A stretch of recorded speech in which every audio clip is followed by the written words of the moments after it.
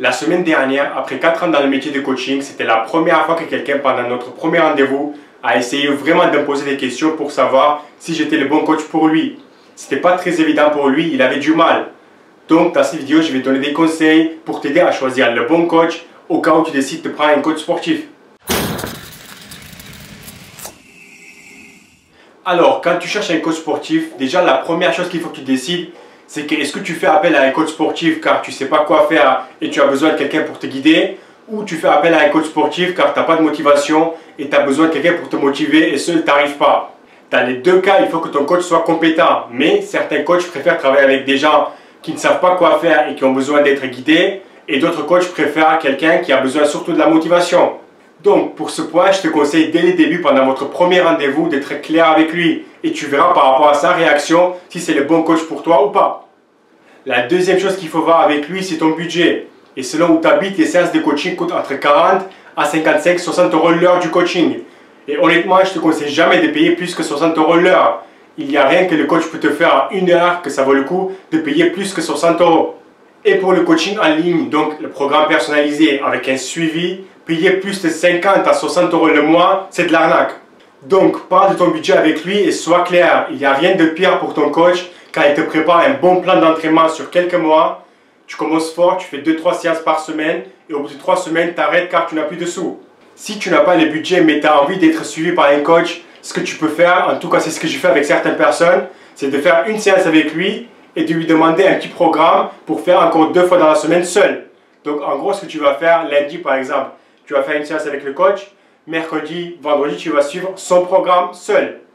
Et je te garantis que ce sera largement mieux de faire une séance avec le coach et 2 séances seul pendant 1 an que de faire 3 séances avec le coach sur 2 mois. La troisième chose, et je pense que c'est le plus important, c'est de lui poser des questions. Du genre, quel genre de séance on va faire et surtout pourquoi? Est-ce que mon objectif est réaliste? Si par exemple ton objectif est de perdre 10 kg en 1 mois, et il te dit, oui, t'inquiète, on va arriver, fais attention. Combien de séances vous me conseillez de prendre par semaine? Quel genre d'alimentation vous me conseillez de suivre? N'importe quelle question qui a un rapport avec le coaching ou ton objectif, n'hésite pas à lui poser. Et surtout, demande des explications. Si ces réponses ne sont pas cohérentes, il n'y a pas de logique, ou c'est trop beau pour être vrai, fais attention. Et la dernière chose que je te conseille de vérifier, surtout pour du coaching en ligne, donc tu dois acheter son programme et avoir un suivi avec lui, c'est de vérifier ses blessures. S'il te dit, moi je ne peux pas faire du développé couché car j'ai souvent mal aux épaules, je ne peux pas faire du squat car j'ai peur pour mes genoux, je ne peux pas faire du rowing ou j'ai besoin de ceinture pour mon dos, je ne peux pas faire ci, j'ai ça, fais attention. Comment est-ce que tu peux suivre le programme de quelqu'un si lui-même est tout le temps blessé? D'être en forme et fonctionner correctement devrait être la base de n'importe quel programme de musculation et surtout si c'est de la part d'un coach sportif. Donc, maintenant que tu as choisi le coach sportif, comment savoir s'il fait du bon boulot? En coaching, ce n'est pas en une séance, ni en 10 séances que tu vas avoir des résultats visibles. Et tu ne peux pas attendre 30 à 40 séances et dépenser presque 1000 euros pour déterminer s'il a fait du bon boulot ou pas. Ce n'est pas comme les autres métiers. Tu as un problème d'ordi, tu fais appel à un expert, il vient, il détermine le problème, il résout le problème, tu lui payes, il part, problème résolu, tu peux dire qu'il a fait un bon boulot. En coaching, malheureusement, ça ne marche pas comme ça. Ce n'est pas parce que tu as transpiré beaucoup pendant la séance que tu as fait une bonne séance. Ce n'est pas parce qu'à la fin de la séance tu étais mort que tu as fait une bonne séance. Ce n'est pas parce que le lendemain de chaque séance tu as des courbatures que tu as fait une bonne séance. Alors comment savoir si tu fais vraiment de bonnes séances? Donc voici ce que je te conseille de vérifier. Est-ce qu'il a un suivi? Est-ce qu'il écrit tout ce que vous faites dans la séance? Donc est-ce qu'il peut te montrer l'évolution de la première séance jusqu'à la dernière séance? Ou c'est tout aléatoire? Donc pas de suivi, change de coach. Est-ce qu'il te demande de faire des exercices bidons du genre ça, sous prétexte que c'est fonctionnel? Donc si tu as l'impression que tu fais des séances pour travailler dans un cirque, change de coach. Est-ce que tu fais des séances plutôt simples ou il essaie de compliquer les choses au point que tu ne comprends plus rien à ce qui se passe? Du genre tu fais des supersets, des drop sets, des pyramidales, une série lourde suivie par un léger, en sautant, explosif, tu descends, tu reviens, tu pars. Si c'est le cas, change de coach. Quand tu lui demandes pourquoi on fait tel exercice et il n'a pas une bonne explication, change de coach. Est-ce qu'il te donne des conseils sur ce que tu es en train de faire dans la séance, ce que tu peux faire avant et pendant les séances pour améliorer tes résultats? Si la réponse est non, change de coach. Est-ce que c'est un coach de CrossFit et donc il te montre comment tricher sur un mouvement pour faire plus de répétitions?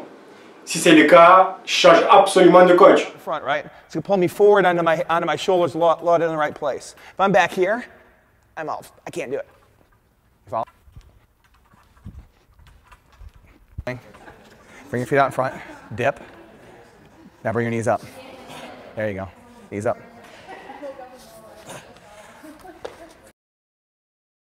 Si tu fais du coaching dans une salle et tu passes plus de temps sur une machine à faire du cardio qu'avec lui, change de coach. Est-ce qu'il te parle de nutrition? Comment faut-il manger pour ton objectif? Et surtout si ton objectif est de perdre du poids.